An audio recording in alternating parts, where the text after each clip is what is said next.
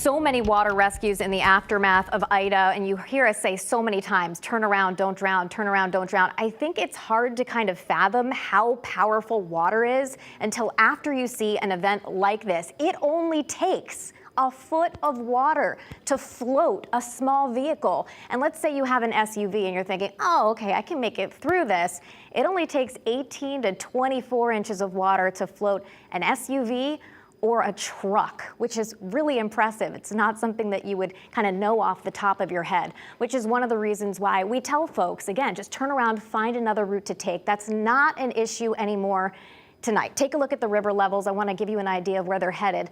Now, you're looking here at what's called a hydrograph, and I know there's a lot of information here on the screen, but I'm going to walk you through it. The blue line is observed river levels. So notice last night, those river levels, this is the Yantic River at Yantic, spiking up towards major flooding. But since then, it's come down, and the purple dotted line, this is the forecast, so it's going to continue to drop as we head through the evening tonight.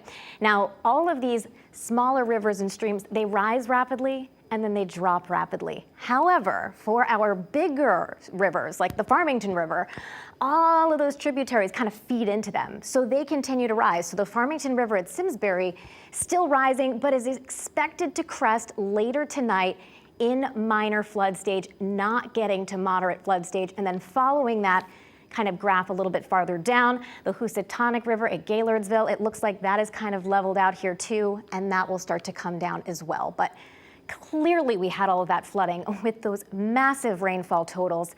8+ inches of rain for many areas, New York City, New Jersey, parts of the Connecticut shoreline included in that, but a pretty widespread 47 inches across the state, and a lot of that occurred after midnight.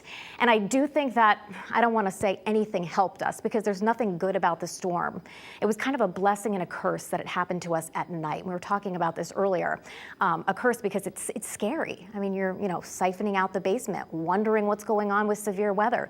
There were tornadoes to the south of us, but at least not as many people were kind of out and about. Taking a look at rainfall leaders, Seymour, Portland, up close to 9 inches. Some areas ended up getting 3 and change. Only 3.5 inches, but again, still that's a lot of water over a short period of time. It's a month's worth. Some people got 2-3 months worth of rain. Taking a look at max wind gusts, you're seeing 45, 40, 31 miles per hour. It was enough to take down a few trees and power lines, but again, it wasn't enough for widespread power issues.